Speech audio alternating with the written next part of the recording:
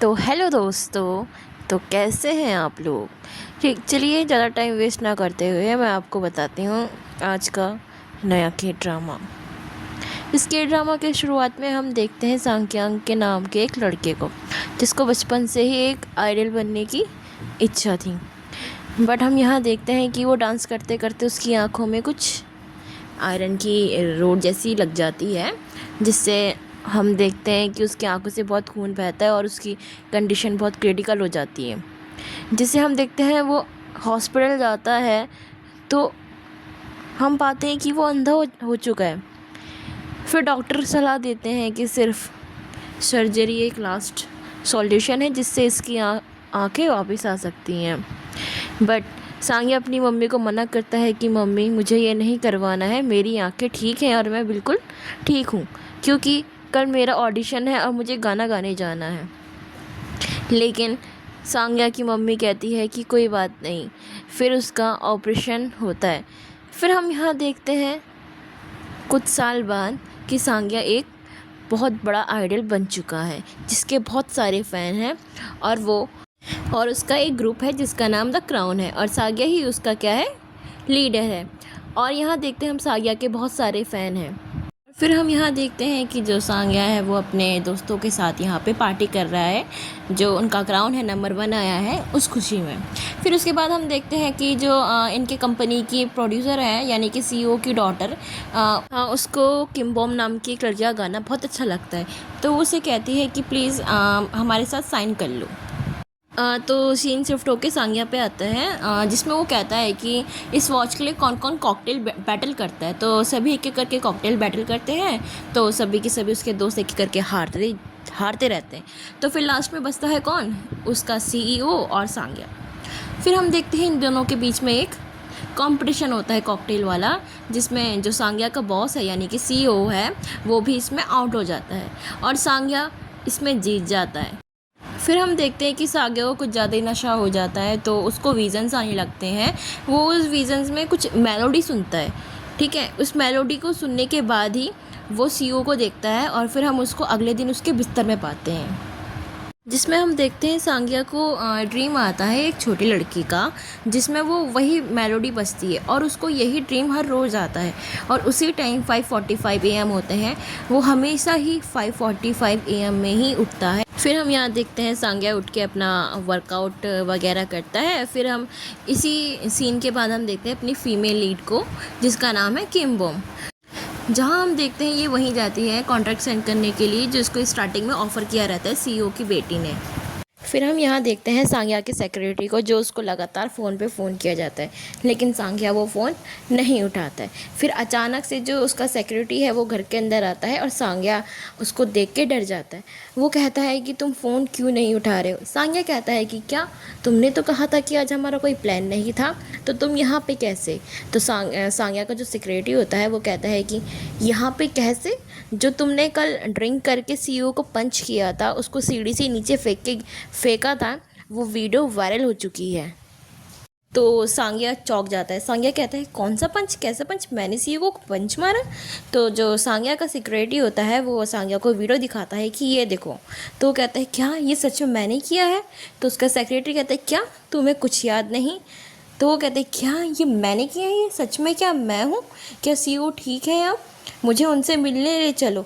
तो उसका सेक्रेटरी कहता है कि सीईओ तुमसे अब बिल्कुल नहीं मिलना चाहती। क्या तुम्हें लगता है कि ये पंच खाने के बाद तुमसे कोई मिलना चाहेगा? वो अभी हॉस्पिटल में एडमिट है, तो प्लीज़ तुम उनके पास मत चलो और कुछ भी गड़बड़ी ना करके सीधा कंपनी के पास चलो।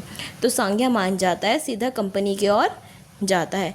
वहाँ देखते हैं कि सभी के सभी भीड़ बनाए हुए सांग्या को घेर लेते हैं और फिर हम देखते हैं कि वहाँ पर ही जो किम बॉम है वो आई रहती है और जैसी धक्का मुक्की में वो गिर जाती है और उसका जो लॉकेट होता है वो भी नीचे गिर जाता है और उसमें से वही मेलोडी बजने लगती है जो सांग्या अपने ड्रीम में सुनता है। तो सांग्या पीछे मुड़ के देखता है कि वो मेलोडी कहाँ से आ रही है, बट उसका जो सेक्रेटरी होता है उसको अंदर ले जाता है और कहता है कि वहाँ मत देखो, तुम हमारे साथ अंदर चलो। फिर यहाँ से सीन शिफ्ट होके किम बॉम के पास आता है। वो उसी कंपनी में आती है जहाँ सांग्या काम करता है। तो किम बॉम वहाँ पे जाती है और वही कॉन्ट्रैक्ट साइन करने जाती है जो स्टार्टिंग में सीईओ की बेटी ने उससे कहा था। बट किम बॉम जब वो कॉन्ट्रैक्ट पढ़ती है तो उसमें लिखा रहता है कि तुम हमें अपना गाना बेचोगी बट तुम वो गाना नहीं गा सकती हो, यानी कि जो फेस है वो किसी और का होगा बट आवाज़ तुम्हारी होगी। तो किम बॉम इस चीज़ के लिए मना कर देती है। बट जो सीईओ की बेटी है वो कहती है कि तुम एक बार फिर से सोच लो, क्योंकि जो तुम्हें इस गाने के पैसे उससे 5 गुना ज़्यादा मिलेंगे। लेकिन किम बॉम फिर भी उस चीज़ के लिए मना कर देती है। फिर सीन शिफ्ट होता है और सांग्या को दिखाया जाता है जिसमें वो और उसका सेक्रेटरी बात करते हैं कि क्या सच में मुझे यकीन नहीं हो रहा है कि सीईओ को मैंने ऐसे पंच मार के सीढ़ी से नीचे गिराया है। फिर उसके बाद जो सीईओ की बेटी होती है उसका नाम रहता है जिन्हा। तो जिन्हा उसको कमरे में ले जाती है और सांग्या से कहती है, देखो तुमने ये जो भी गड़बड़ी की है मुझे नहीं पता है, ये तुमने क्यों किया है, कैसे किया है, नशे की हालत में किया है, हम सबको पता है। तो वो कहती है कि देखो अब इस चीज़ को फैलने में टाइम तो नहीं लगा है बट इसको शांत करने में बहुत टाइम लगेगा। तो अगर तुम ये सब अपनी क्राउन की भलाई चाहते हो तो देखो कुछ समय के लिए स्कूल ज्वाइन कर लो, यानी कि जो हांजो यूनिवर्सिटी है तुम वहाँ पे चले जाओ कुछ दिन पढ़ने के लिए, कुछ महीने पढ़ने के लिए, जब तक ये चीज़ें शांत नहीं होती है। और जैसे ही ये चीज़ें शांत होने लगेगी मैं तुम्हें वापस क्राउन में ले लूँगी। हम नहीं चाहते कि तुम्हारी वजह से हमारा जो क्राउन है यानी कि उसके बाकी के जो लीडर है और उसका जो ग्रुप है वो बर्बाद हो। तो सांग्या यहाँ पे मान जाता है अपनी क्राउन की भलाई के लिए कि उसके वजह से उसके ग्रुप को कोई नुकसान ना हो।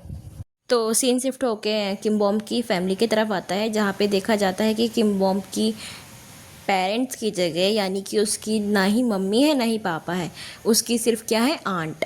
ठीक है, जो उसकी आंट है वही उसका ध्यान रखती है और आंट की बेटी है। तो वही तीनों क्या है उस घर में रहते हैं।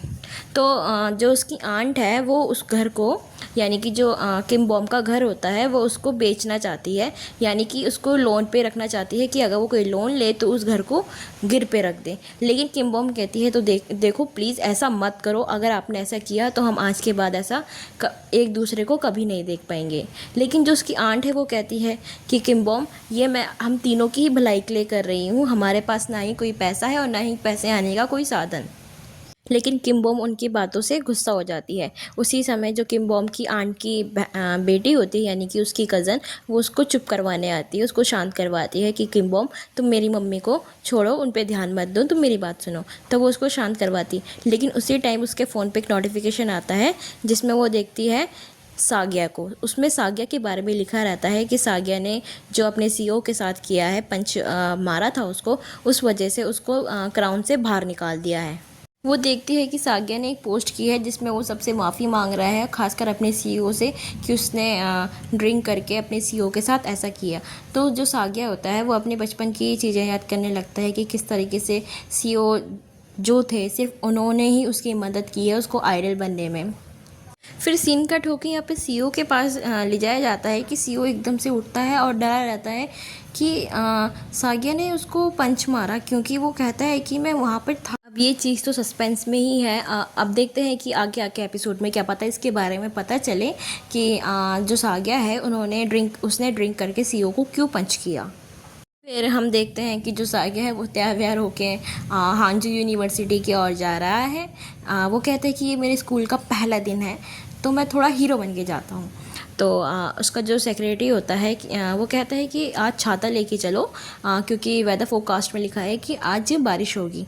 बट सांग्या कहता है कि ऐसा हो ही नहीं सकता, ये सांग्या का पहला दिन है स्कूल का और सांग्या कि पहले ही दिन में बारिश हो। फिर हम कुछ ही देर में देखते हैं जो सांग्या होता है वो स्कूल के एक क्लासरूम में बिल्डिंग के नीचे खड़ा रहता है और बहुत तेज़ तूफान आया हो रहता है। तो वो कहता है क्या ये बारिश अभी होनी थी। तो आगे से वो देखता है कि कुछ लोग जो है वो चल के आ रहे हैं। वो सोचते हैं वो शायद मेरे फैंस हैं जो ये मेरे लिए छाता लेके आ रहे हैं, बट ऐसा नहीं होता है। वो सब भाग भाग के आते हैं और सांग्या को नीचे गिरा देते हैं और सब के सब वो बिल्डिंग के अंदर घुस जाते हैं। सांग्या ये देख के चौंक जाता है और उसका फ़ोन क्या होता है हवा में उछल के नीचे गिर जाता है। हाँ, तो हम यहाँ देखते हैं कि अगली सीन में किम बॉम को दिखाया जाता है, जो वो भी भाग भाग के एक पेड़ के नीचे खड़े हो जाती है बारिश से बचने के लिए। फिर थोड़ी देर वो पेड़ के नीचे खड़े होके अपनी क्लासमेट को फ़ोन करती है कि मैं क्लास में आने के लिए मुझे लेट हो जाएगा। तो उसका जो दोस्त होता है वो कहता है कि ठीक है, तुम वहीं 5 मिनट रुको, मैं आता हूँ छाता लेके। फिर हम देखते हैं कि जैसे ही किम बॉम फ़ोन काटती है, उसका जो नेकलेस होता है वो नीचे गिर जाता है। तो जैसे ही हम देखते हैं जो नेकलेस नीचे गिरता है, उससे वही मेलोडी क्या करने लगती है, बचने लगती है। फिर सीन कट होके हमें दिखाया जाता है सांग्या को, जो अपना फ़ोन ढूंढ रहा होता है उसी झाड़ियों में जहाँ उसका फ़ोन गिरा रहता है। तो वही फ़ोन ढूंढते ढूंढते वो देखता है कि वही मेलोडी जो उसको ड्रीम में सुनाई देती है, वो अब क्या कर रही है, उसके कानों में बज रही है। तो वो उसी मेलोडी को उसके पीछा करते करते, यानी कि उसके पास जाते जाते वो किम बॉम के पास पहुंच जाता है और उसको घूरने लगता है। वो दोनों के दोनों एक दूसरे को देखते हैं।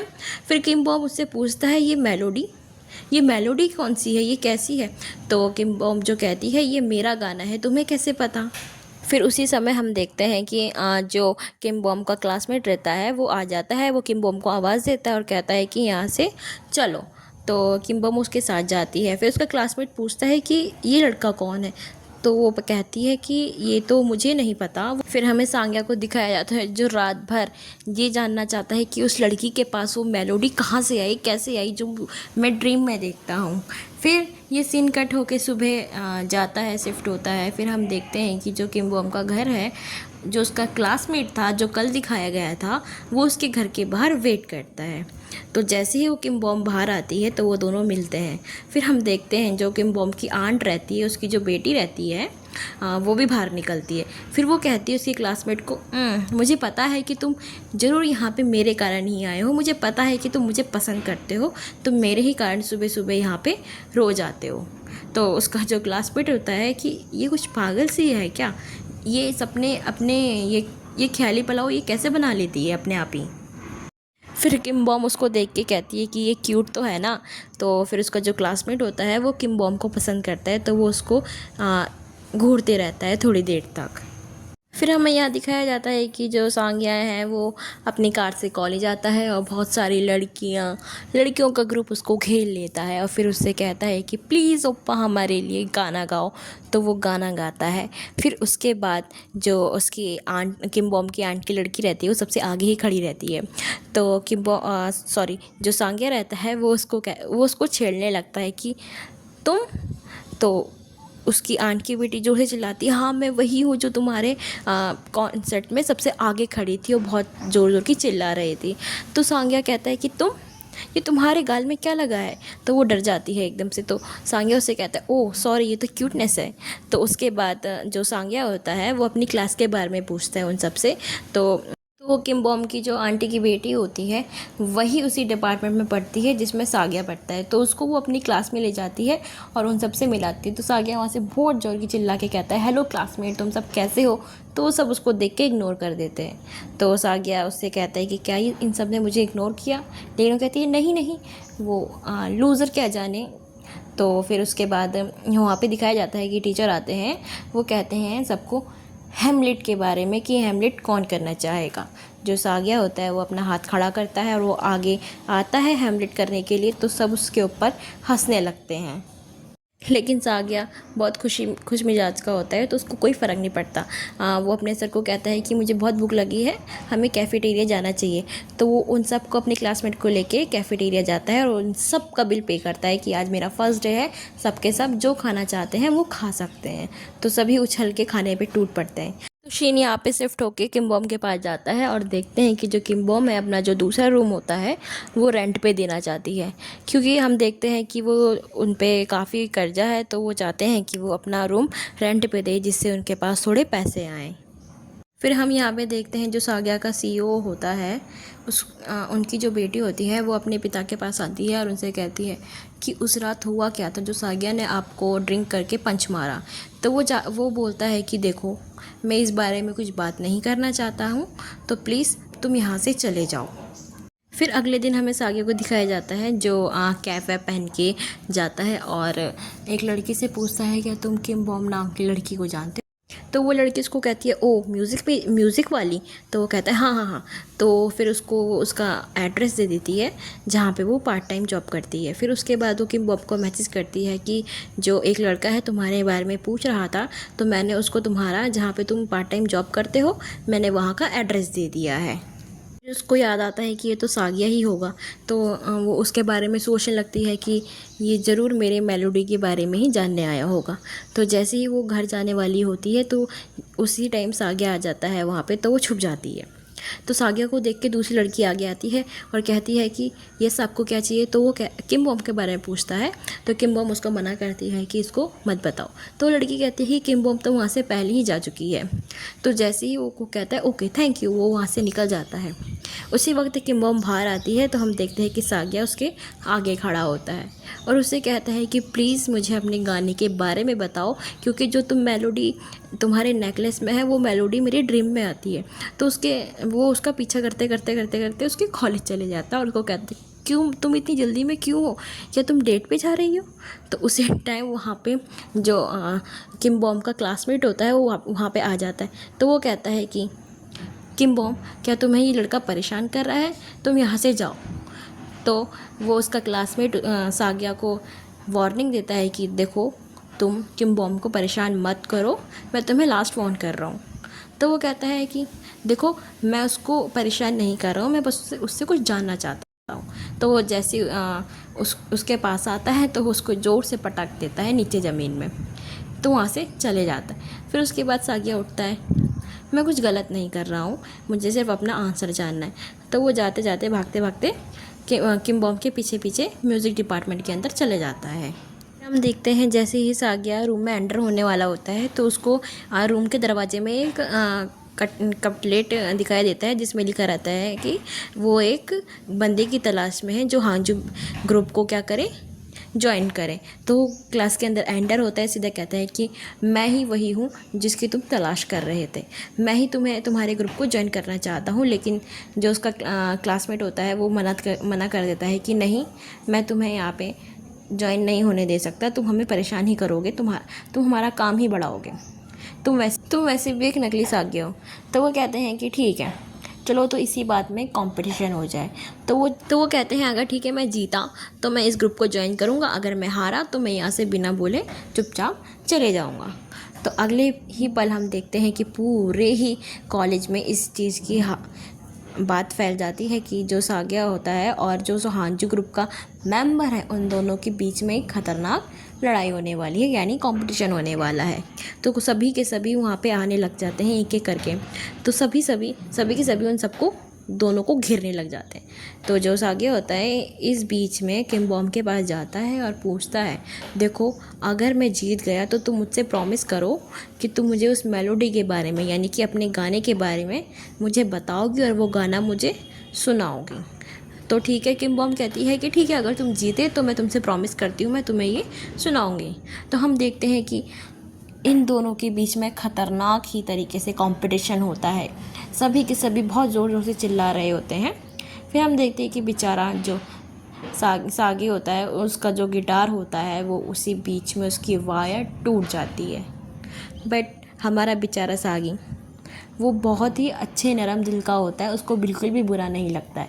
वो कहता है कि मैंने बहुत अच्छा काम किया, मेरे गिटार ने भी बहुत अच्छा काम किया, मुझे खुशी है कि मैं भले ही जीत ना पाया लेकिन मुझे बहुत मज़ा आया। तो वो बिना बोले वहाँ से चले जाता है। तो हम यहाँ पे देखते हैं सीईओ को, जो जिस इंसान के बारे में जानने के लिए चाह रहा था वो और कोई नहीं किम बॉम ही होती है। वो चाहता था कि वो किम बॉम के बारे में जाने, क्योंकि वो चाहता था कि किम बॉम आई थिंक उन दोनों के बीच में कोई ना कोई तो कनेक्शन होगा ही बचपन का। जिस तरीके से वो किम बॉम और जो सागिया है उन दोनों को मिलने नहीं देता है, बट उसको बताते हैं कि जो किम बॉम है वो भी उसी यूनिवर्सिटी में है जिस यूनिवर्सिटी में सागिया है और वो दोनों एक दूसरे को जानते हैं। फिर सीन यहाँ कट होकर सागिया पे शिफ्ट होता है कि सागिया अपना भी एक कटलेट चिपकाता है जिसमें वो देखता है कि मुझे भी एक बैंड चाहिए और वो उस बैंड के लिए बहुत सारे मेंबर ढूंढ रहा है। तो जिसको भी इस पे इंटरेस्ट हो वो कृपया का मुझे एप्लीकेशन दे देना। फिर इसी के बाद ये सीन शिफ्ट होता है जहाँ पे हम देखते हैं कि साग्या वहाँ जाता है जहाँ पे किम बॉम अपना पार्ट टाइम जॉब करती है। तो साग्या उसको कहता है कि डरो मत, मैं अपने प्रॉमिस का पक्का हूँ, जो मैंने कहा था तुम्हें, तो मैं तुम्हारे मेलोडी के बारे में कुछ नहीं जानना चाहता हूँ। तो वो कहता है कि तुम्हें भूख लगी होगी तो चलो हम कुछ खाते हैं, लेकिन किम बॉम मना कर देती है। वो कहती है कि देखो, मैं अपने सिर्फ यहाँ पे काम करने से मतलब रखती हूँ, तुम्हें जो खाना है तुम खाओ, और वहाँ से वो चली जाती है। लेकिन फिर जैसे हम देखते हैं कि किम बॉम वहाँ से बाहर निकलती है, वैसे ही साग्या उसका पीछा करने लगता है।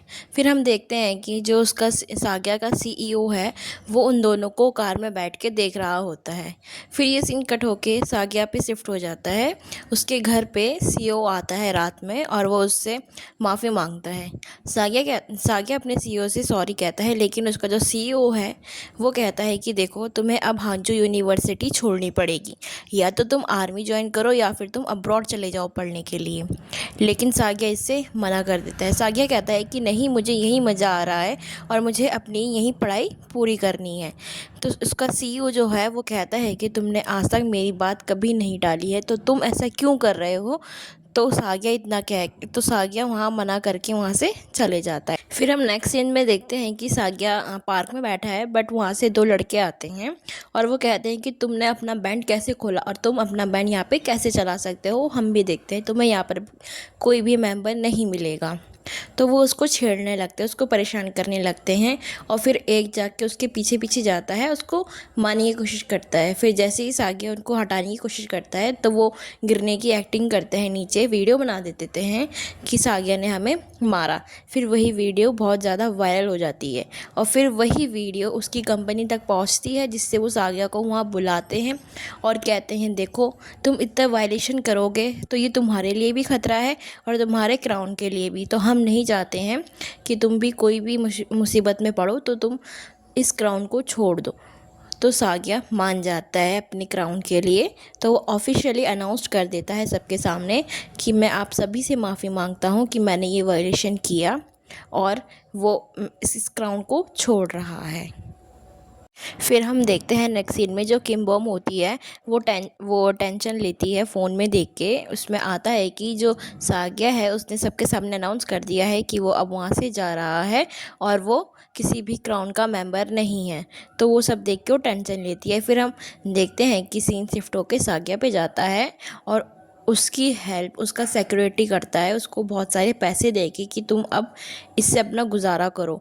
तो साग्या जो है इधर उधर भटकते भटकते बोलता है कि मैं जहाँ जा सकता हूँ मैं वहाँ तक जाऊँगा। फिर हम देखते हैं कि वो पहुँचते पहुँचते किम बॉम के घर तक आता है और वहाँ पे उसको एक लेटर मिलता है कि जहाँ पे एक रेंट में रूम चाहिए। उसको नहीं पता होता कि वो घर किसका है, किम बॉम का है।